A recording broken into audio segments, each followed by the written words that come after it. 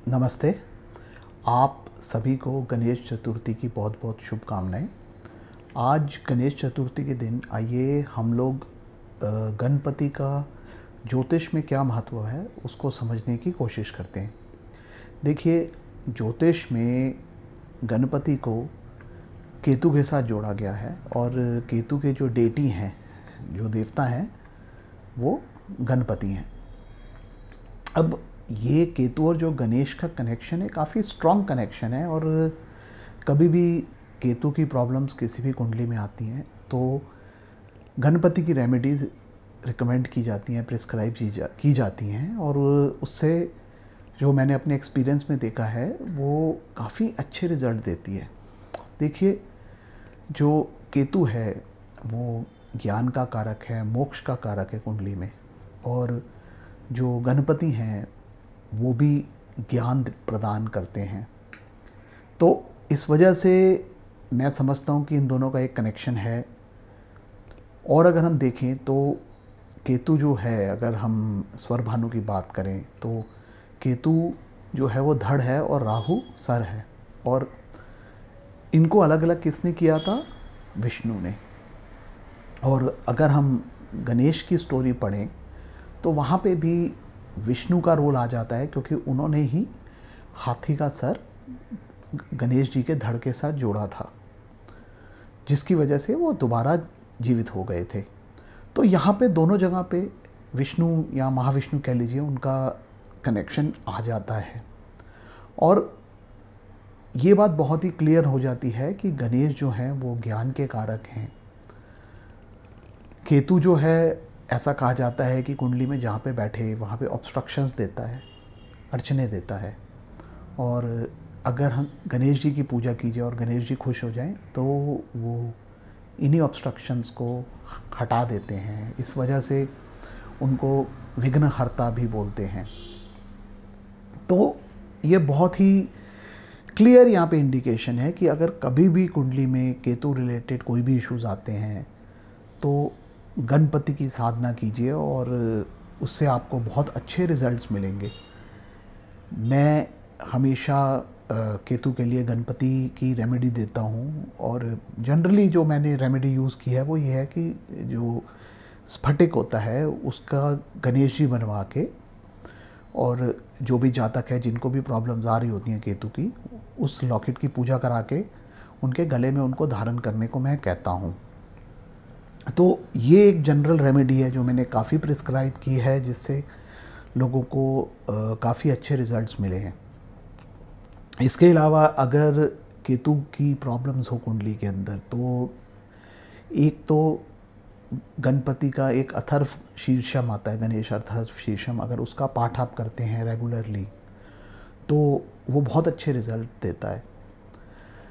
ऐसा है, मैंने पहले भी बताया है कि कोई भी अगर आप जो अथर्व शीर्षम हो गए, यानी कि जहाँ पे भी 8 मंत्र आ जाएं किसी भी स्तोत्र के अंदर, वो हमेशा 8th हाउस के लिए होते हैं। 8th हाउस की ऑब्स्ट्रक्शंस, क्योंकि 8th हाउस ऑब्स्ट्रक्शंस को रिप्रेजेंट करता है, उनको हटाने के लिए काफ़ी अच्छे रहते हैं। जैसे अगर किसी को धन का इशू हो तो मैंने हमेशा लक्ष्मी अष्टकम रिकमेंड किया है, क्योंकि वहाँ पे अगेन 8 मंत्र आ जाते हैं। तो इस वजह से गणपति का जो अथर्व शीर्षम है, अगर आप उसका रेगुलरली जाप करते हैं, पाठ करते हैं, तो केतु की प्रॉब्लम से काफ़ी अच्छे रिजल्ट्स मिल सकते हैं। अब एक बात और आ जाती है कि जो केतु है वो मोक्ष कारक भी है। अब मोक्ष कारक केतु तब बनता है जब आदमी को ज्ञान प्राप्त हो जाए, यानी कि उस केतु को हाथी का सर मिल जाए। जैसे कि हम लोग जानते ही हैं कि हाथी जो है वो सबसे इंटेलिजेंट एनिमल माना गया है, और ऐसा कहा जाता है कि उसका जो दिमाग है इंसान से भी ज़्यादा तेज़ होता है। तो यहाँ पे गणेश जी जो है वो सिंबलाइज करते हैं एलिफेंट हेड को, यानी कि ज्ञान को। तो अगर केतु जिसका भी अच्छा होगा और वो ठीक ठाक साधना करते हैं अपनी ज़िंदगी में, तो उनको ज्ञान की प्राप्ति होती है और उस वजह से वो मोक्ष की तरफ जा सकते हैं। अब हम बात करते हैं अष्टम घर की। जैसे अभी मैंने बोला कि ऑब्स्ट्रक्शंस जो हैं वो 8th हाउस से आती हैं, और इसी वजह से हम अष्टकम, अथर्वशीर्षम वगैरह रिकमेंड करते हैं। अब 8वें घर को ही इतना ख़राब क्यों कहा गया है? देखिए, जो 8th हाउस है वो 12th हाउस होता है 9th से, और जो 9वां स्थान है वो भाग्य को रिप्रेजेंट करता है हमारी कुंडली में। इस वजह से 12वां होने की वजह से वो भाग्य का लॉस है, यानी कि भाग्य वहाँ पे ख़त्म हो रहा है। इस वजह से 8th हाउस जो है उसको काफ़ी ख़राब माना गया है। इसी प्रकार लगन से जो 12वां है वो लगन के लिए अच्छा नहीं है, उसको लगन को क्षय करता है। तो किसी भी घर से उस 12वां जो घर है वो अच्छा नहीं होता है। अब जैसे हम लोगों ने केतु की बात करी कि केतु के लिए गणपति की पूजा कीजिए, साधना कीजिए। एक गणपति के 12 नाम आते हैं, एक 12 नाम स्तोत्र है जो कि नारद पुराण में पाया गया है, और जो नारद हैं उन्होंने ये इस स्तोत्र की रचना की थी।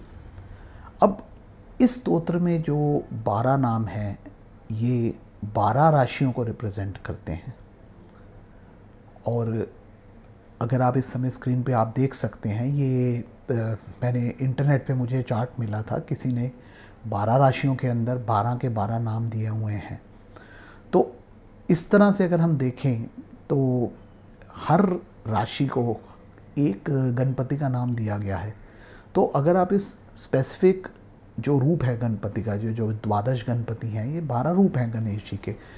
अगर आपका केतु इस स्पेसिफिक राशि में बैठा हुआ है, आप उसी रूप की पूजा करेंगे तो भी आपको बहुत अच्छे रिजल्ट मिलेंगे। अगर आपको ये स्पेसिफिक रूप गणेश जी के नहीं मिल पाते हैं तो रेगुलर बेसिस पे भी अगर आप ये 12 नामों की पूजा करेंगे, यानी कि 12 स्तोत्र पढ़ेंगे, तो उससे भी ओवरऑल काफ़ी अच्छे रिजल्ट मिलते हैं।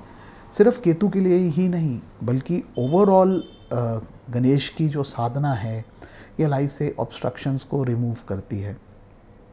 तो इसलिए गणपति का जो महोत्सव आज से स्टार्ट हुआ है इसका पूरा फ़ायदा उठाइए और इसमें गणेश की साधना रेगुलरली कीजिए। धन्यवाद।